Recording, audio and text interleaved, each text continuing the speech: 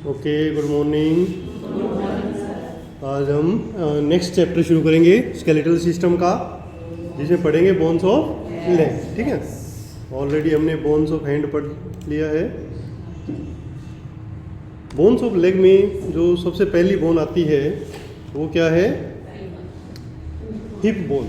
Okay, तो hip bone जो skeletal system में आपके लिए काफ़ी इम्पोर्टेंट है, क्योंकि इस बोन का यूज़ आप लोग देखेंगे दो सब्जेक्ट्स में होता है। ठीक है ना? कौन कौन से में? एनाटॉमी फिजियोलॉजी में तो होता ही होता है, इसके अलावा मिडवाइफरी में, है ना। मिडवाइफरी में काफ़ी इम्पोर्टेंट इसका पॉइंट है, क्योंकि इसी से ही पेल्विस बनती है, और पेल्विस के बारे में काफ़ी क्वेश्चन मिडवाइफरी में आते हैं, है ना। क्योंकि पेल्विस से ही बर्थ जो कैनाल है वो बनती है, जिससे बच्चे की डिलीवरी पॉसिबल होती है। ठीक है, तो इसलिए मोस्ट इम्पॉर्टेंट बोन है स्केलेटल सिस्टम में स्टडी करने के लिए हिप बोन। ओके, तो हिप बोन जो है वो एक्चुअली एक कम्बिनेशन है तीन बोन्स का। ठीक है, बट इसको एक ही बोन कहते हैं, हिप बोन। क्यों? क्योंकि बिफोर बर्थ, जब बच्चा गर्भ में होता है, during fetal period, they are separate. Okay, all three bones are separate, but just before birth they fuse to each other and become one. जन्म से पहले वो आपस में जुड़ जाती हैं, और इस प्रकार जुड़ जाती हैं कि उसमें कोई मूवमेंट का कोई सिस्टम नहीं रहता, वो एक ही बोन प्रतीत होती है। ठीक है ना? It seems like a single bone, that's why we call it one bone, that is hip bone, but actually it is combination of three bones. वो जो थ्री बोन्स हैं वो कौन कौन सी है? देखिए, इस पिक्चर में आप क्लियर देख सकते हैं, तीन कलर्स आपको दिखाई दे रहे होंगे। तो ऊपर वाला ये जो पार्ट है, ये इस हिप बोन का जो पार्ट है, इसको हम कहते हैं ilium. Okay, so first part of this bone is ilium. Second one, this is known as ischium, lower one, and the anterior part, this one is pubis। ठीक है, तो क्लियर हो गया कि हिप बोन तीन बोन से मिलकर बनी है, जिनका नाम क्या है? Ilium, ischium and pubis. ओके, ये एक बात हमारी क्लियर हो गई। आगे बढ़ते हैं। जो ये हिप बोन है, उसमें टाइप अगर देखा जाए तो वो कौन सा होगा? फ्लैट। ठीक है ना, फ्लैट टाइप की ये बोन है, और ये कोरस्पोंड करती है या रिजेंबल करती है हाथ की एक बोन से। कौन सी बोन है वो? हाथ की एक बोन जो इसके जैसी है, स्केपुला। ठीक है ना, स्केपुला है।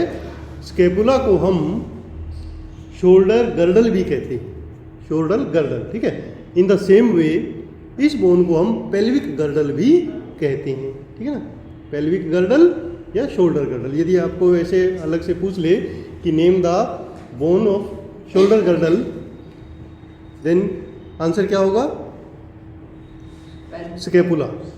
And name the pelvic girdle, तो उसका आंसर क्या होगा? ये वाली हिप बोन। ओके, अच्छा, अब हिप बोन का हमें टाइप पता लग गया और नाम पता लग गया। अब आगे हम आते हैं कि इसकी नंबर कितने हैं। तो नंबर इसके दो हैं। ठीक है ना, वन लेफ्ट और one right. Okay, two bones are दिए। अब यदि स्पेशल फीचर्स में देखें, तो स्पेशल फीचर में दूर से देखने पर ही इसके तीन चीज़ें हमें दिखाई देती हैं बेसिकली। कौन कौन सी? कि ये तो पार्ट्स ऑफ द बोन, इसके तीन पार्ट हमें क्लियर दिखाई देते हैं। अपर पार्ट जो होता है वो होता है इलियम। ठीक है, लोअर पार्ट ischium, और आगे वाला पार्ट प्यूबिस। तो इम्पोर्टेंट बात ये है इसमें कि इसका जो प्यूबिक पार्ट ischium पार्ट है या ischium है, वो स्ट्रोंगेस्ट पार्ट है, इसका मोस्ट स्ट्रोंग पार्ट है। ठीक है ना, मजबूत पार्ट है, और ये मजबूती हमें काम आती है सिटिंग पोजीशन के दौरान। Okay, when we are all sitting here, then we are sitting on the ischium। पूरी बॉडी का जो वजन है वो किसके ऊपर है?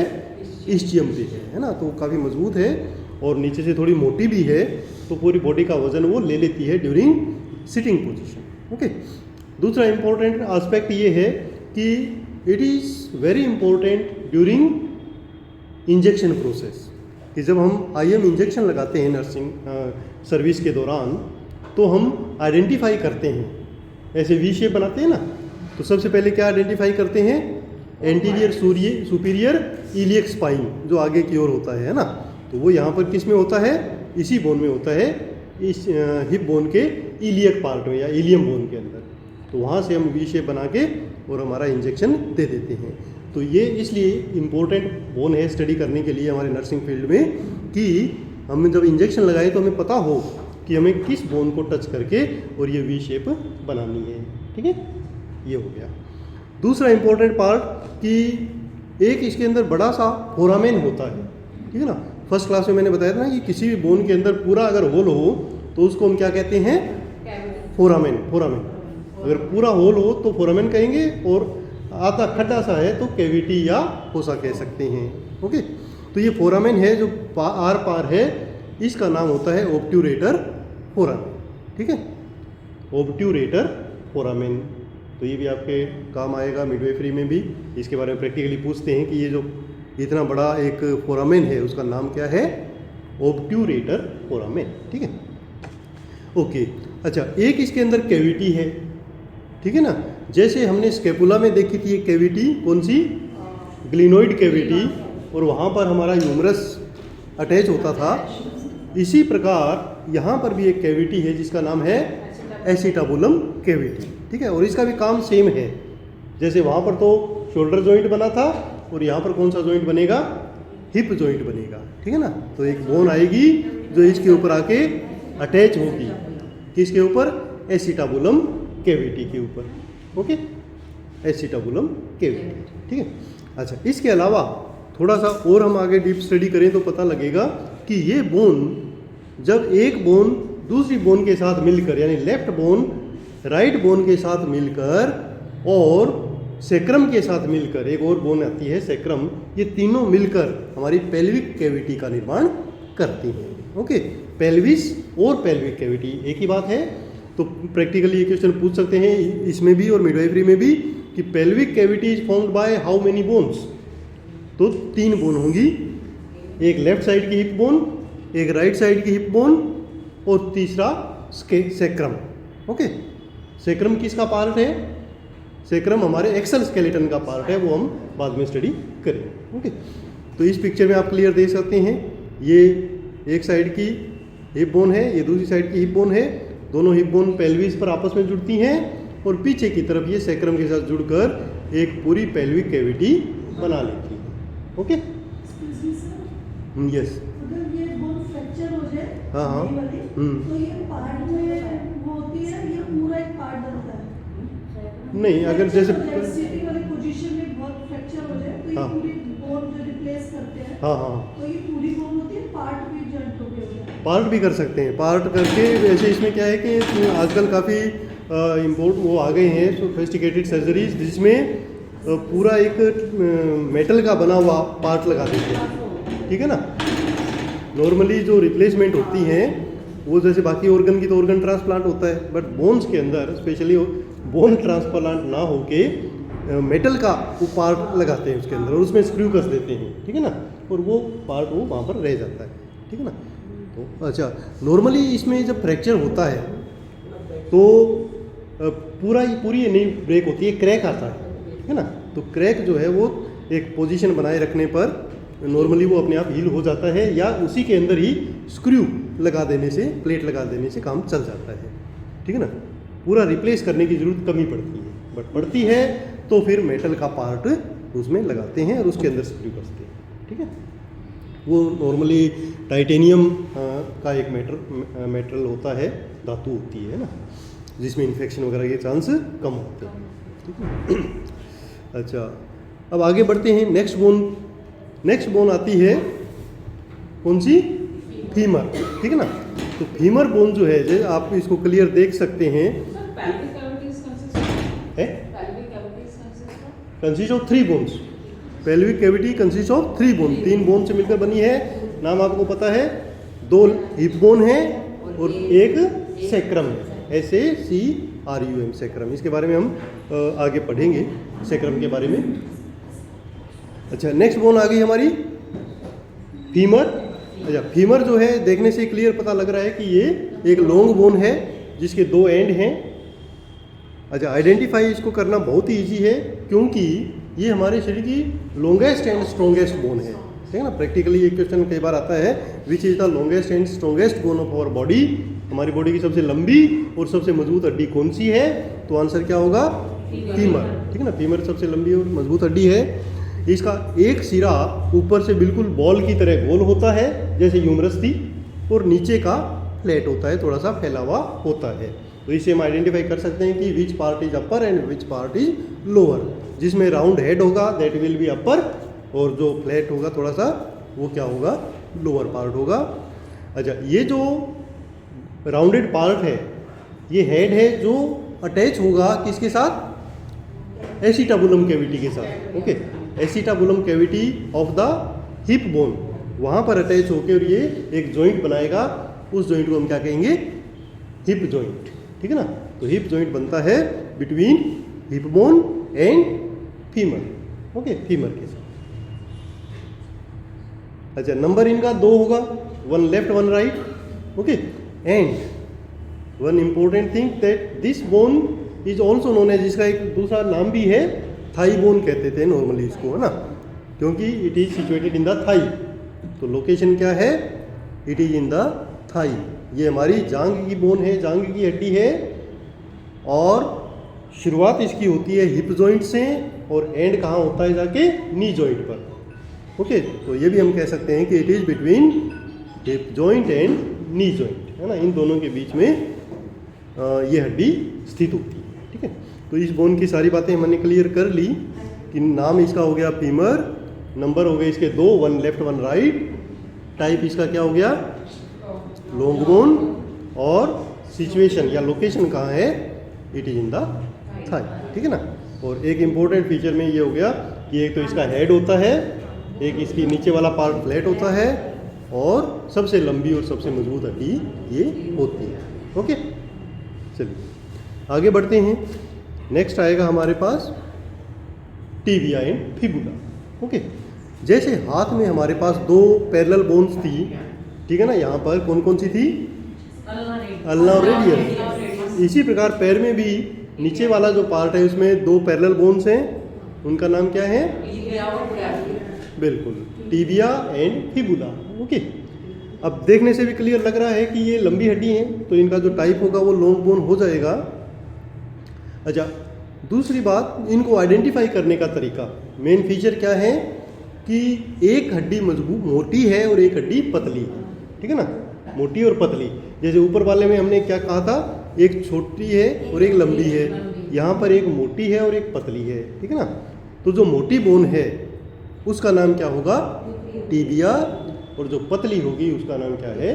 फिबुला। ओके, तो लेफ्ट साइड में भी एक टिबिया एक फिबुला, और राइट साइड में भी एक टिबिया और एक फिबुला। तो यहाँ ये क्या हो जाएंगी? 2 लेफ्ट में 2 राइट में, तो टोटली ये 4 बोन हो जाएंगी, टिबिया और फिबुला।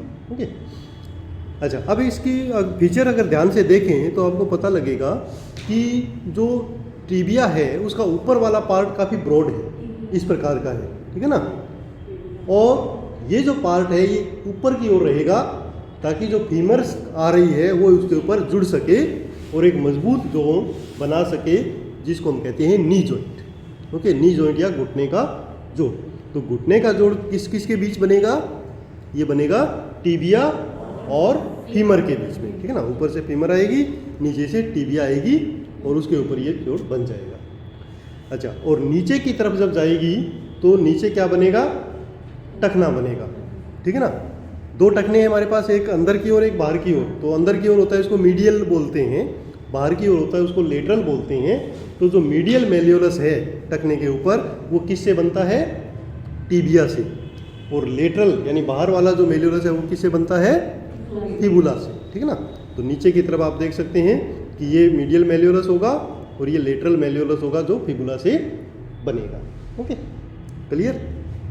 अच्छा, अब आप इसमें एक प्रैक्टिकल बात जान लें कि जब मोस्टली हम गिरते हैं या किसी भी कारण से हमारी लोअर लेग की कोई फ्रैक्चर होता है तो कौन सी बोन का ज़्यादातर होता है? टीबिया का, जबकि वो तो मजबूत है और ये पतली जल्दी टूटनी चाहिए, पर पतली वाली नहीं टूट के कौन सी टूटती है? टीबिया टूटती है, मोटी वाली टूटती है। क्यों? बिल्कुल, हाँ, क्योंकि जो टीबिया है वो जस्ट सामने होती है और उसकी प्रोटेक्शन नहीं होती, उसके ऊपर कोई मसल्स वगैरह नहीं है, डायरेक्ट वही इम्पैक्ट होता है। जबकि जो फिबुला है उसके चारों तरफ मसल्स है, ठीक है ना, बहुत ज़्यादा मसल्स, टीबिया से कम मसल्स जुड़ती हैं, फिबुला से ज़्यादा मसल्स जुड़ी होती हैं और उसको प्रोटेक्ट करती रखती, ठीक है ना।